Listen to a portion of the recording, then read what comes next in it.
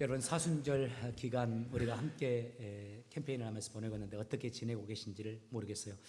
참 광고 시간에도 말씀드렸지만 이 사순절 기간은 정말 나를 주 앞에서 살피는 시간, 그리고 하나님이 원하시는 모양으로 나를 세우고 다듬어가는 시간, 오랫동안 변하지 않는 나의 삶의 모습들이 턴에서 주님께서 원하시는 모양으로 변화될 수 있는 시간 되길 바랍니다. 우리의 일상을 돌아보고 나를 살피고 또 과연 내가 주님이 기뻐하는 모습으로 서 있는가를 살펴보는 성찰의 시간 되길 바랍니다. 저도 그렇게 보내고 있거든요. 그런데 이번 사순절 기간은 또 저에게 특별하게 말씀이 한 가지 다가오는 바가 있습니다. 제게 사순절을 보내면서 하나님께 기도 제목이 하나 생겼어요. 제가 올해 56세 됩니다. 56년 전에 저를 하나님이 이 땅에 보냈잖아요. 전남도 나주군 동강면 988번지 시골에서 하나님이 저를 태어나게 해주셨어요. 우리 어머니 아버지 만나가지고 우연히 제가 생겨가지고 세상에 태어난 거 아니죠. 하나님의 분명히 뜻이 있어가지고 저를 이 땅에 보내신 거잖아요. 그리고 저를 가장 잘 아시는 저의 약점, 강점, 저의 달란트, 저의 기질, 저의 성품, 저의 교육, 저의 성격, 이 모든 것을 가장 잘 아시는 하나님께서 제 인생을 향해서 한 가지 저는 기대하는 것은 있다고 봐요. 일생에 하나님이 내게 기대하는 것, 여러분도 다 있죠. 저는 많은 것은 이루어 드리지 못해도 저는 꼭 이것만은 이루는 인생이 되어야 되겠다. 이거 이루지 못하고 제가 목회를 한다 할지라도 이거 이루지 못할 수도 있거든요. 이거 이루지 못하고 그냥 내 인생을 살다 간다면 이건 진짜 하나님 앞에 내가 너무 한스럽고 온통하고 죄송할 것 같아요. 그래서 하나님 앞에 금년 2026년 이 사순절 기간에는 그런 내게 메시지 혹은 기도 제목이 내게 떠올라요. 하나님, 저 그것만은 이루고 갈 수 있도록 도와주세요. 제가 거창하고 많은 일을 하지 못해도 하나님이 저를 이 땅에 보내시면서 저 장원호를 통해서 내가 이루고자 하는 그 일 있으실 텐데, 저를 통해서 꼭 이루고자 하시는 일이 있을 텐데, 하나님 다 못해도 세상 없어도 저는 그것만은 꼭 이루면서 그 길로 가다가 살다가 주님 나라에 갈 수 있도록 도와주세요. 그렇게 기도해요. 여러분, 목사가 되었으면 됐잖아요. 목사님 되는 게 그거 아니에요? 아니에요. 목사가 되었다는 것 자체가 그 일을 이루는 것은 아닙니다. 그것을 이루어가는 과정이겠죠. 중요한 것은 이 과정 속에서 하나님이 내게 허락하시고 나를 이끌어 주신 이 목회자의 삶의 과정 속에서 내가 어떻게 하느냐에 따라 하나님이 나를 향하신 그 뜻을 이룰 수 있는 인생이냐 아니냐가 결정되는 거죠. 저는 정말 그것만은 이루다 가고 싶어요. 이것이 저만의 소원은 아닐 거라고 생각이 듭니다. 여러분들도 그러한 소원이 있을 거고, 하나님이 여러분을 향해서요. 그리고 여러분에게도 그런 마음의 소원이 있을 텐데, 저뿐만 아니라 여러분 모두 우리 각자가 우리를 이 땅에 보내시면서 수십 년, 요즘에 오래 살면 뭐가 없으면 100살까지 산다고 하는데, 아니 요즘 보면 120살 살 것 같아요. 힘든 부분 다 그것만 갈아 끼면 될 것 같아요. 그 인생을 살 건데 100년, 120년, 짧으면 70년, 80년 살 건데 꼭 나를 향해서 하나님이 이 땅에 보내시면서 맡기신 그것만큼은 꼭 이룰 수 있는 여러분과 제가 되길 예수 이름으로 축원합니다. 그것이요, 가정일 수도 있어요. 내 자녀들의 인생을 내가 책임지고, 무너졌던 집안에 내가 시집 와서 들어와서 그 가정을 일으키는 것일 수도 있어요. 저같이 못된 부족한 남편 만나가지고 그 옆에서 서빙하면서 섬기면서 제가 주님의 길 갈 수 있도록 돕는 그것이 또 소명일지도 몰라요. 누구든지 다 모르죠. 그것을 꼭 이루다가 주님께 가기를 바랍니다. 그러면 오늘 본문이요, 그런 인생을 살아가기 위해서, 그게 축복의 통로의 인생이잖아요. 그 축복의 통로의 인생, 정말 하나님이 원하시는 그 축복을 흘려보내는 그 소임을 다하는 인생을 살기 위해서 마지막 하나님이 우리에게 주신 비결, 진리를 담고 있습니다. 그 첫 번째가 18절에 나와요. 18절 한번 같이 보겠습니다. 제가 18절 같이 읽겠습니다. 시작. 네가 나에게 순종하였으므로 내 자손을 통해 땅의 모든 나라들이 복을 받을 것이다. 여러분 가진 성경하고 다르죠?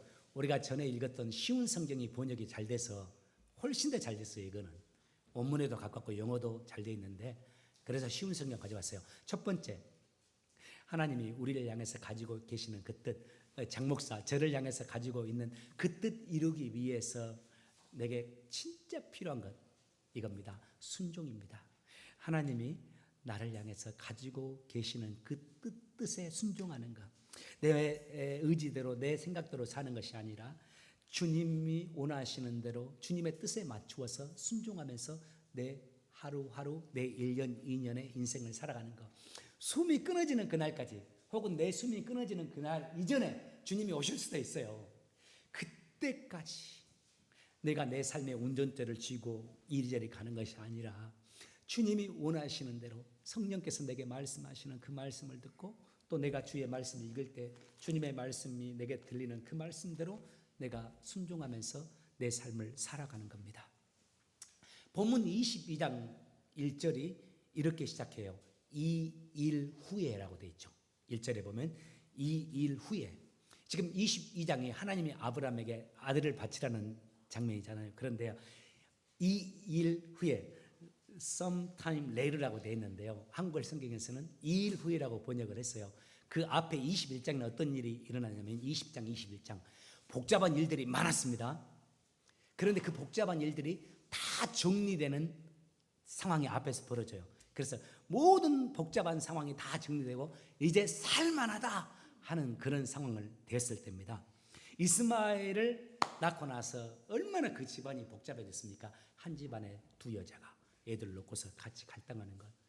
옛날에는 같이 살았어요. 이게 어떻게 가능했을까요? 그 암투, 그 시기 질투, 형제끼리도 이게 가까워질 수가 있겠어요. 이게 배다른 자녀 오빠, 형 이스마엘과 이삭이 많이 갈등하고 와이프들이 이렇게 했기 때문에 그 복잡했던 집안의 사정이요, 시간 지나면서 이제 정리가 됐습니다. 그리고 나름대로 평안이 자리 잡게 됐어요. 또 갈대아 우르에서 가나안 땅, 지금 이스라엘 땅으로 이동을 했지 않습니까? 원래는 갈대아 우르 땅이 자기 고향이에요. 가나안 땅으로 갔더니 다른 이민족들이, 또 다른 나라가 세워져서 거기 살고 있었어요. 하나님이 주신 땅이라고 와봤더니, 그래서 처음에는 갈등하잖아요. 심지어는 자기 와이프도 뺏길 뻔하잖아요. 그 지역에 있던 왕에게. 처음에는 너무 힘들었어요. 그 지역에 살던 사람들과. 그런데 시간 지나면서 오히려 그들과 관계가 좋아져서 그들이 도와주는, 아브라함과 아브라함의 이 족속을 도와주는 그런 상황이 됐어요. 그것도 잘 정리가 됐어요. 특별히 아브라함이 100세 때 낳은 아들이 잘 자라는 겁니다. 100살에 낳았어요. 100살에. 여러분, 아이들 가운데 한 명 말고 2명, 3명, 4명 가지고 있는 분들, 제일 예쁜 애가 누굽니까? 나는 다 예뻐요. 뭐 그럴 수 있는데 대체적으로 맨 마지막이가 그렇게 예쁘다고 그래요. 시간 지나서 나오네. 손녀, 손자는 더 예쁘지. 애들, 우리 어르신들 그런 말씀하세요. 어떤 분들이 핸드폰에 천면에 뭐 애들 사진 다 손녀 넣어놓고 사진 넣어놓고 자랑하고 이거 좀 봐 얼마나 예뻐. 카톡에 들어갔더니 온전히 그 푸사 사진이 애들 사진이요. 그거 보고 참 유벨라 나는 절대 안 그래 그렇게 말하더만 그분이 더해요. 나이 들어서 그 생명을 얻는다는 거, 그거 어쩔 수 없어요. 그거 100살에 나왔습니다. 100살에. 손자, 손녀도 60, 70대에서 얻은 아이도 그렇게 예쁜데 내 자식인데 100살에 낳았어요. 얼마나 예쁩니까? 그런데 그 아이가 잘 자라는 겁니다. 노산인데. 그리고 이 아이가 아마 10대 후반까지 된 상황이 됐어요. 그때가 바로 오늘 본문입니다. 이 후에 이 일들이 다 정리 잘 돼서 내가 살만할 때, 요즘으로 본다면 그거죠. 가장 행복한 시간들. 여러분 살다 보면 이런 때 있지 않아요? 오늘만 같았으면 좋겠다. 요즘만 같았으면 좋겠다. 목사님 저 이 은혜, 이 행복이 깨질까 봐 걱정이 돼요. 좀 불안하기까지 해요. 이런 분들이 있어요. 너무 좋으니까 일도 잘 돼요. 가정도 평안해요. 하나님과 나의 관계도 너무 재밌고 좋아요. 내가 그토록 소망하고 바라던 그런 삶을 살아가고 있는 정말 좋은 시기를 보내고 있었습니다. 그런데 불현듯 하나님이 그에게 나타나셔서 이렇게 말씀해요. 네 독자 이삭이 있지. 그 이삭 번제로 내게 드리라 라고 말해요. 여러분, 번제가 어떤 제사인지 알죠? 태워서 드리는 제사인데 그냥 태우는 거 아니에요. 태우기 전에 어떻게 합니까? 칼로 죽여서 각을 뜹니다. 다 뼈 이렇게 해가지고 다 발라요. 그래가지고 그것을 제단에 올려놓고 불로 완전히 태워서 죽이는 제사예요. 본래 이 번제란 게 인간이 죄를 지었으면 인간이 죄의 삭슨 사망이니까 죽어야 하는데 하나님이 인간 죽게 할 수 없잖아요. 그러나 인간의 죄는 사해야 되겠어요. 그래서 짐승들 가져와서 죄 지은 자가 하나님 제가 죽어야 되는데 이 짐승을 하나님께 드리면서 내가 살기를 원합니다. 하나님 이 속죄 양으로 드립니다 하면서 양을 이렇게 하나님께 드렸거든요. 번제로. 그런데 하나님이 이삭을 번제로 드리라는 겁니다. 그런데 이 본문의 내용, 번제로 드리라는 이 내용 쭉 읽어보면서 오늘 22장에서 우리가 집중해야 될 두 가지 단어가 있어요. 첫 번째 단어, 이 두 단어는 빨간색으로 쳐놔도 좋아요. 제가 5번째 이 본문으로 설교합니다. 우리 교회에서 올해 6월이 되면 15년이 되는데, 그러니까 3년에 한 목걸로 이 본문을 설교하고 있어요. 이 본문에서 놓쳐서는 안 되는 단어, 첫 번째 단어가 사랑하는이라는 단어입니다. 주님이 말하죠. 아브라함에게 너의 사랑하는 독자 이삭을 내게 드리라. 독자 이삭 드려 이렇게만 한 게 아니에요. 네가 사랑하는 독자 이삭을 드리라 했어요. 신구약 66권 성경 가운데 사랑이라는 단어가 처음 나오는 부분이 오늘 창세기 22장입니다. 그 이전에는 사랑이라는 단어가 안 나와요. 처음으로 사랑이라는 단어가 등장해요. 누구에게? 이삭에게. 아브라함에게 그만큼 소중한 존재였어요. 하나님이 그 도저히 드릴 수 없는 그 이삭을 하나님이 아브라함에게 요구하는 겁니다. 다른 거 다 하라면 제가 보기에는 아브라함 할 것 같아요. 죽으라고 해도 자기 죽을 겁니다. 그런데 도저히 따를 수 없는 거, 자기 자신보다 더 소중한 거, 어느 것과도 바꿀 수 없는 거, 그토록 내가 이루고 싶었고 지금 이루었고 내 삶의 모든 것이 되고 있는 그 아들을 주님이 내놓으라고 해요. 이런 질문을 우리가 할 수가 있습니다. 하나님은 왜 이러실까? 인터넷을 보니까 어떤 사람이 불신자들이 질문하면 그리스도인들이 좀 써놓는 이런 공간이 있거든요. 그리고 대체적으로 기독교를 반대하는 그런 사이트가 있어요. 거기 어떤 분이 나는 자기 아들을 바치라고 하는 그 자녀는 하나님은 나는 안 믿겠노라 막 그렇게 써놓은 사람이 있던데, 그거 성경 잘못 본 거예요. 하나님은 왜 이삭을 바치라고 했습니까? 진짜 이삭을 번제로 받으려고요? 우리 성경 읽어보면 알잖아요. 하나님 받지 않습니다. 아브라함의 칼로 죽이려고 할 때 아브라함아 하면서 막습니다. 그렇다면 왜 하나님의 그 힘든 요구를 아브라함에게 하실까요? 그 이삭을 바치라고요. 오늘 본문 1절에 그 이유가 나옵니다. 혹시 제가 준비했을지 모르겠어요. 1절에 보면 이렇게 나옵니다. 성경을 보십시오. 그 일 후에 아브라함이 하나님을 뭐 하시려고? 시험해 보시려고. 이 다 좋아지는 상황 후에, 이런 일이 다 정리된 후에 아브라함이 어느 날 아브라함을 시험하시려고 나타나서 그를 부르시되, 아브라함이 여기 있나이다 하고 하니까 아브라함은 네 아들 내게 번제로 드리라. 시험하시되, 템테이션, 나를 시험 들게 만들어, 이런 말을 하잖아요. 그 시험은 아니에요. 그건 템테이션, 유혹이에요. 누군가가 말 한마디 했는데 그게 기분이 그렇게 나쁜 거예요. 그래가지고 나 예수 안 믿어, 교회 안 나와. 이제 그게 시험이요. 마귀가 우리를 유혹하는 거예요. 내 마음을 흔들어대면서. 근데 여기서 시험이라는 것은 테스트, 한번 이 믿음이 어떤지를 한번 보려고 하는 거예요.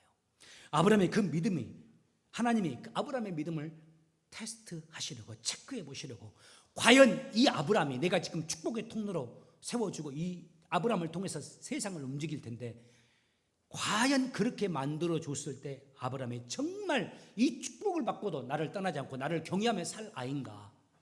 진짜 아브라함이 내가 이 축복을 주는데 이 축복을 가지고 여전히 나를 섬기며 내 뜻대로 세상을 아름답게 할 수 있는 애인가? 이걸 보기 위해서 테스트해 보시려고 하나님이 아브라함에게 나타나신 겁니다. 하나님이 아브라함을 축복의 통로로 부르셨잖아요. 75세 때. 그런데 하나님이 아브라함을 축복의 통로로 부르시고 바로 그에게 축복의 통로로 세워주신 것은 아니에요. 축복의 통로로 부르시면서 당신에게 대한 믿음을 요구하세요. 나를 따라오라고. 그때 아브라함이 따라갑니다. 믿음으로요. 그런데 믿음 가졌다고 해서 하나님이 다 끝내고 너 축복의 통로야 이렇게 말씀하신 것은 아닙니다. 하나님이 여러모로 아브라함을 훈련시킵니다. 부르신 다음에. 그의 믿음을 테스트해 보셨죠. 갈대아 우리에서 믿음으로 떠날 수 있는지도 한번 테스트해보고 알아보고, 어떤 일보다 삶에 여러 가지 바쁘고 새로운 일에 정착하고 새로운 것을 세워야 되는 그런 상황인데도 그 모든 일을 뒤로 하고 먼저 하나님께 예배드리면서 예배로 하나님께 나갈 수 있는지도 테스트해 보세요. 기억하시죠? 말씀.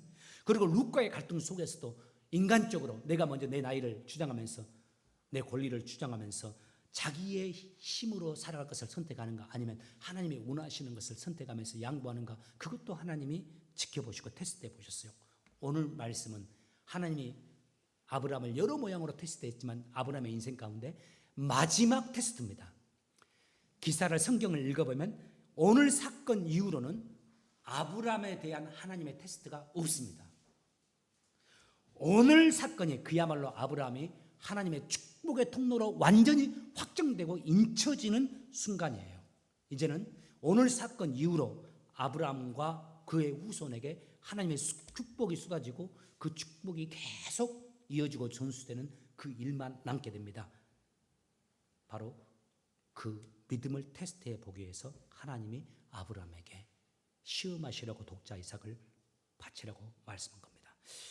여러분 이 사실 압니까? 아실 거예요. 하나님은 종종 우리에게도 우리의 믿음을 테스트해 봅니다. 아마 지금도 이 테스트를 겪고 계시는 분들이 있을 수도 있어요. 물질로도 때로는 우리를 테스트해 봅니다. 이 물질, 어떤 물질을 놓고서도 내 뜻대로 하는가 마는가를, 물질을 선택하는가 하나님을 선택하는가, 사람과의 관계 속에서도 나의 반응을 보고 내 믿음을 테스트해 봅니다.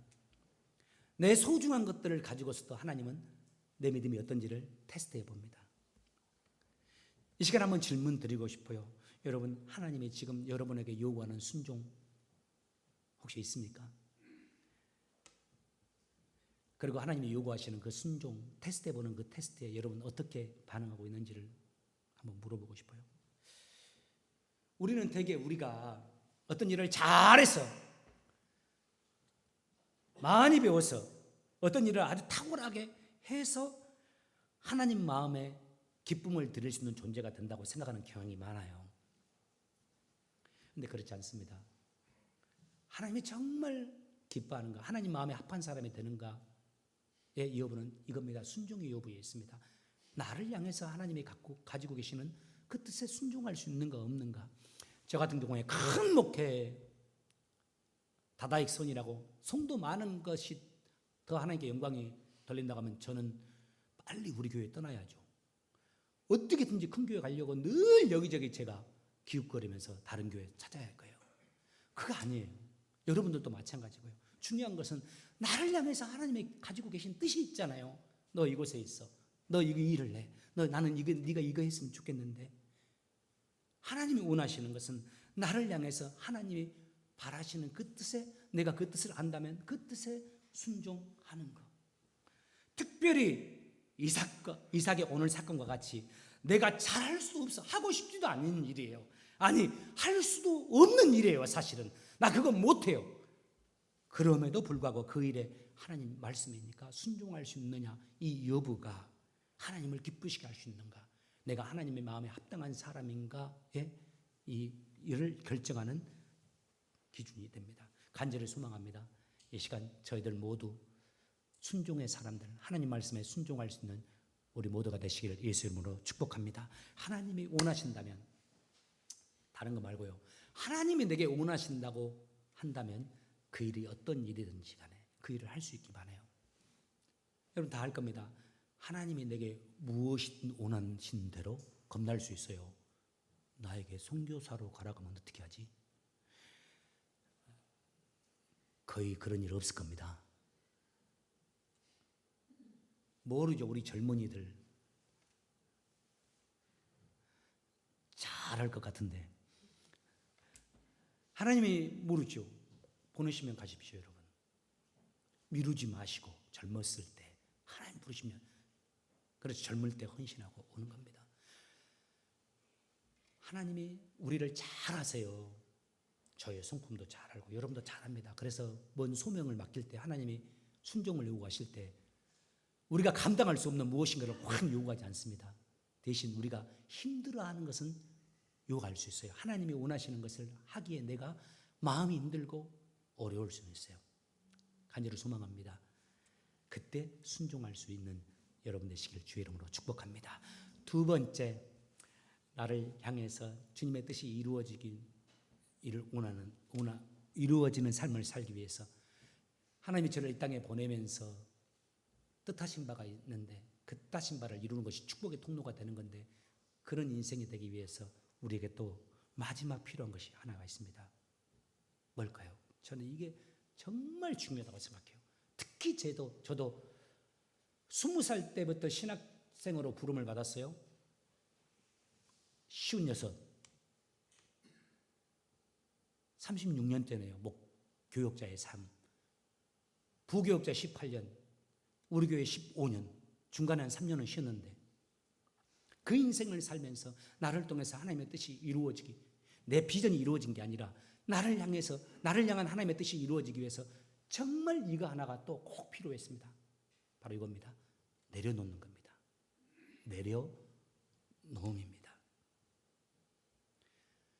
최종 관문입니다. 나를 향해서 하나님이 가지고 계신 그 뜻이 이루어지기 위해서 내가 하나님 앞에 필요한 나의 반응, 나를 내려놓는 겁니다.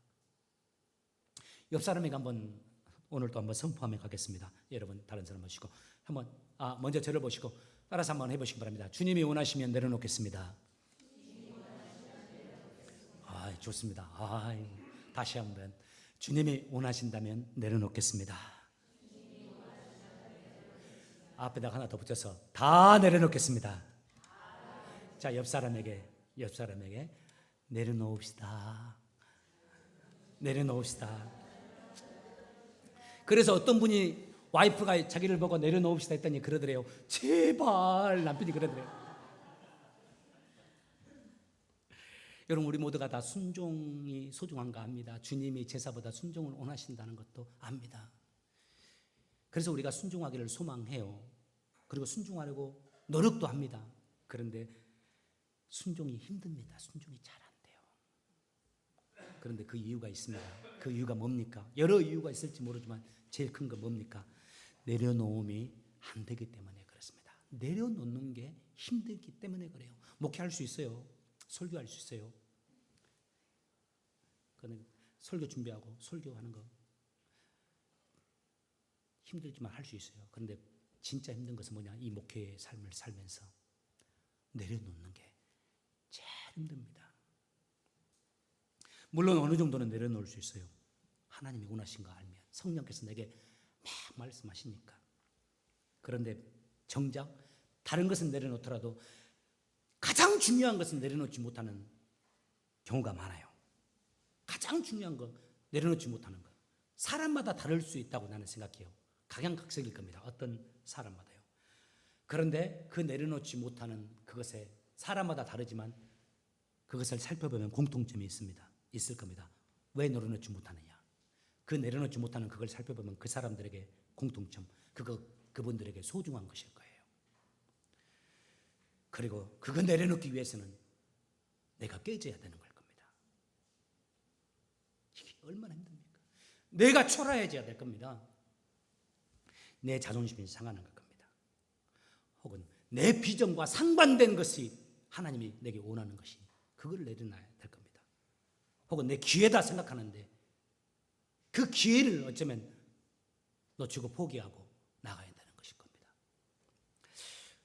설교를 준비하면서 제가 어떤 목사님을 통해서 이 이야기 하나 들었어요. 참 안타까운 이야기. 몇 년 전에 한국에서 했던 이야기인데 얼마 전 한 집사님이 한국에서 신앙생활했던 집사님 뇌분이 정말 큰 은혜를 받았어요. 하나님이 너무 큰 은혜를 주시고 이 부부에게 동일하게 말씀을 주신 거예요. 선교사로 나가라고. 다소 삶이 안정적인 인생을 살았고 직장 생활을 잘 해봤기 때문에 그래서 좀 그래 이 정도면 됐다 하고 준비하고 한국에서 준비한 다음에 선교사 훈련을 부부가 들어갔습니다. 이제 직장도 정리하고 그러고 나서 적절한 타이밍에 선교 훈련의 일환으로 연결점으로 해서 미국에 지부가 있어서 미국에 들어와서 그 선교 단체에서 훈련을 받았어요. 일부 코스를 선교 훈련의 코스를 미국에서 진행하는 겁니다. 그런데 미국 만만치 않잖아요. 이 물가도 만만치 않고 그리고 돈이 있어도 쓰기 시작하면 벌지 않으면 뭐 금방 가지 않습니까? 저도 미국 유학 가서 3년 만에 2억 썼거든요. 2억 제 아파트 팔았어요. 한국에서 썼던. 금방 나가더라고요. 공부만 하니까. 미국에 와서 살면서 약간의 생활비도 필요하니까 선교 훈련만 받기보다는 옆에서 또 조언하고 해서 약간의 생활비 배우기 위해서 아르바이트를 시작했어요. 그런데 해보니까 너무 일이 잘 맞는 겁니다. 또 욕심도 없다 보니까 일도 재밌으니까 잘 되는 거예요. 칭찬도 받고. 그러니까 처음에는 너무 감사했어요. 근데 시작해서 좀 시간이 되다 보니까 너무 잘 되니까 또 주인이 사업을 했더니 주인이 그걸 그만두려고 사업을 다른 사람에게 팔려고 하면서 제안하는 겁니다. 한번 당신들이 한번 해보면 어떻겠냐고. 그래서 이분들이 생각을 해보다가 그게 좋겠다. 그래서 또 선교부터 마련해가지고 가면 좋지. 또 같이 선교 훈련 준비하는 분들 도와주면 좋으니까. 그렇게 해서 그 가게를 인수를 했어요. 그래 가게를 하는 겁니다. 이왕 시작한 김에 그냥 사업장 자기가 인수해서 오픈한 거죠. 그런데 안타깝게도 이거 조심해야 돼요, 여러분.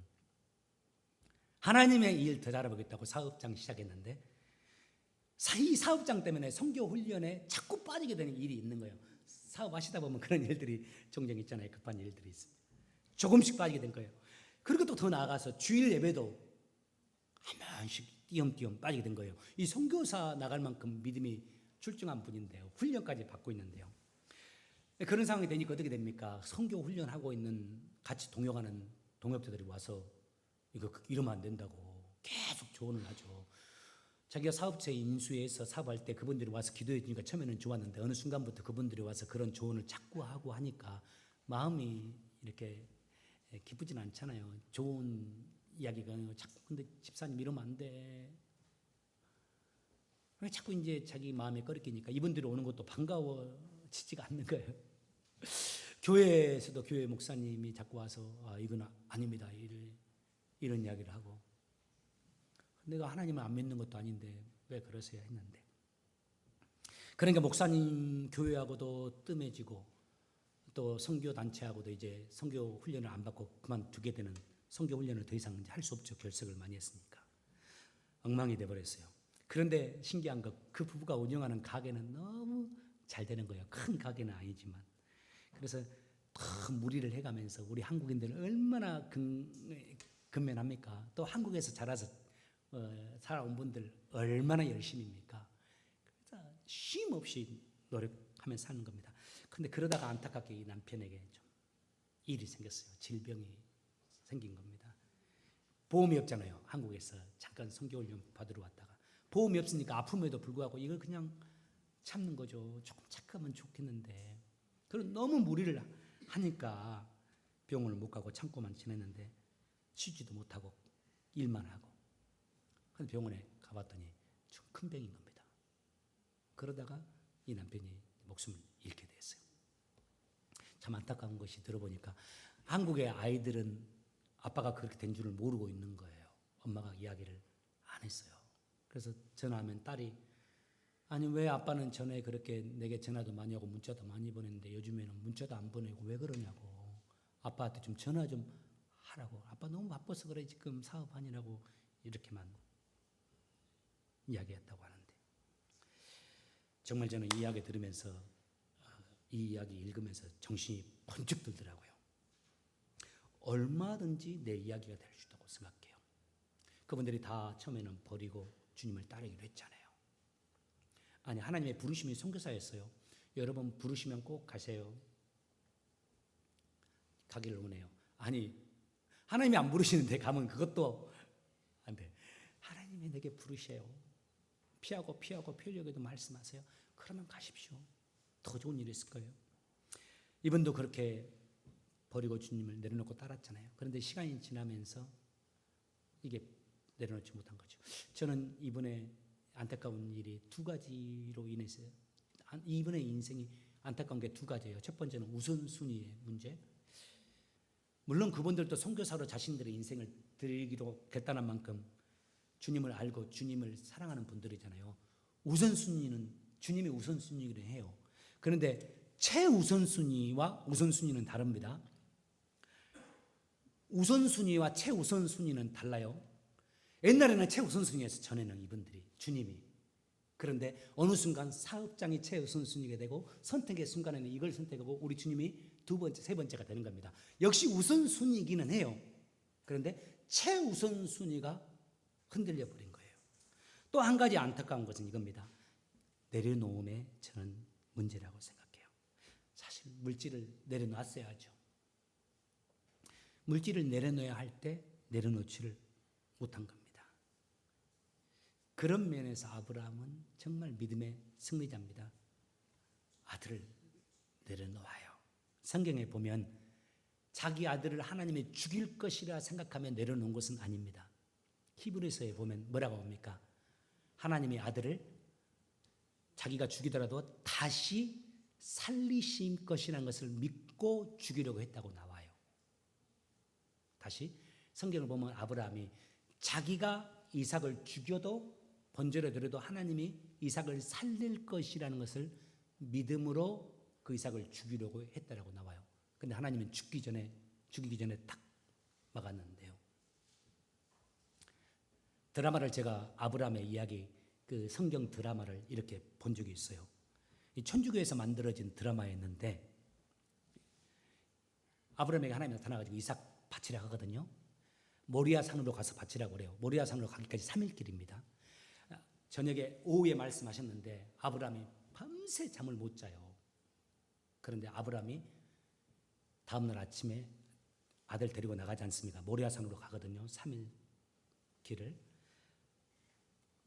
한 가지 아브라함에게 해야 될 일이 있죠. 사라에게 말해야죠. 마지막이 될 수 있는데 아들 하나님이 바치라고 해서 내가 지금 이삭 데리고 나가서 모리아산에 가서 바쳐야 되겠다고. 그런데 그 드라마에서, 성경 드라마에서 아브라함이 사라에게 한마디를 안 해요. 믿음의 차이가 있거든. 만약에 사라에게 이야기했으면 아브라함이 이삭 데리고 갈 수 있었을까요? 없을까요? 택도 없죠. 이혼입니다. 이혼. 아브라함이 사라에게 한마디 이야기를 합니다. 여러분 가정에도 대체적으로 여성들이 믿음이 좋습니다만은 이 믿음의 차이가 좀 있을 수 있어요. 그때 믿음이 아브라함 같은 사람들은 좀 이렇게 지혜로울 필요가 있어요. 타협하면 안 되고 당신 싫지 같이 또 안 바치면 안 돼. 그러더라도 이렇게 지혜롭게 해서 나는 믿음으로 지켜가면서 아브라함을 따라 사례도 은혜 안에 들어온 것처럼 그렇게 믿음의 길을 가야 돼요. 근데 재밌는 그 드라마에서 재밌는 게 있어요. 사흘 동안 아브라함이 걸어가는데 한마디를 안 합니다. 종도 좀 같이 가긴 하는데. 그래가지고 아브라함이 죽이려고 할 때 하나님의 천사가 나타나가지고 아브라함에서 이삭이 살잖아요. 근데 재밌는 장면이 있어요. 그 드라마에. 아브라함이 그래서 데려옵니다. 근데 아브라함이 혼이 빠져 있어요. 그 보면은 말이 없어요. 3일 동안 3일 길을 갔으니까 아마 돌아오는데 3일 또 걸렸을지 돌아오는 길은 좀 빨리 왔을지는 모르겠어요. 며칠 동안 없어지고 아브라함과 이삭이 없어졌잖아요. 그래서 사례가 알아요. 지금 무슨 일이 이랬구나 하면서 초조하게 집에서 기다리고 있어요. 그런데 아브라함과 이삭이 돌아오거든요. 근데 바위 근처에서 이삭이 엄마하고 막 뛰어와요. 그랬더니 사라가 막 이렇게 막 울면서 뛰어가면서 막 이삭을 막 안아요. 그 다음 장면을 잊을 수가 없어. 어떻게 했을까? 째려봐요. 아브라함을. 그리고 다 이삭만 데리고 가요. 그때 아브라함이 아무 말 않고 그냥 딱 자기 자리로 이렇게 일하러 가는 것을 보여줍니다. 저는 아브라함이 얼마나 부대꼈을까 생각해 봅니다. 이건 내려놔야 되는데 얼마나 혼자 부대꼈을까. 내가 주인 되는 삶이면 신앙생활에는 부대낌 없습니다. 저는 신앙생활은 때로 부대낌의 삶이라고 봐요. 우리 전라도식으로 부대끼는 것이 신앙생활이라고 봐요. 하나님이 때로 우리 부대끼게 하신다고 봐요. 내가 주인 되는 삶은 부대낌이 없어요. 그런데 예수님이 주인 되는 삶을 사는 사람에게는 때로 부대낌이 있어요. 내 소원과 주님의 소원, 내 마음과 주님의 마음이 충돌하기 때문에요. 그런데 부대낀다는 것은 좋은 일입니다. 내 안에 있는 성령님이 나와 함께 하시며 자꾸 말씀을 주고 있으니까요. 저는 이 시간 축복하고 싶습니다. 여러분 부대끼게 하는 바가 혹시 여러분에게 있습니까? 마음에 부대끼는 그거, 나의 소망을 선택하지 마시고 주님의 소망, 주님이 기뻐하는 것을 선택하며 살아가는 여러분 되시길 바랍니다. 그리고 주님을 믿고 의지하면서 나를 내려놓고 주님을 따를 수 있기를 바라요. 자꾸 내려놓고 내려놓을 수 있기를 바랍니다.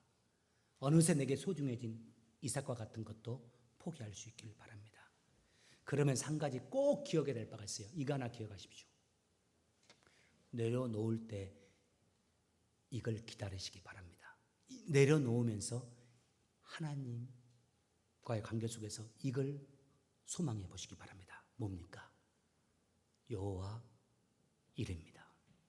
내려놓는 아브라함에게 하나님께서 준비하신 순양을 준비해서 그에게 축복을 해주잖아요. 사실 그 순양은 아브라함의 후손으로 오신 아브라함에게 가장 큰 복이 되시는 예수님을 상징해요. 내려놓을 때 하나님이 우리에게 주신, 하나님이 우리를 위해서 예비하신 더 좋은 것들이 펼쳐질 겁니다. 우리가 내려놓는다면 내려놓는 것과는 비교 안 되는, 내게 더 가장 적절하고 좋은 것을 하나님이 예비하고 계실 겁니다. 여러분 잘 내려놓으시는 3월 한 달 남은 인생 되시길 예수 이름으로 축원합니다. 우리 같이 찬양하면서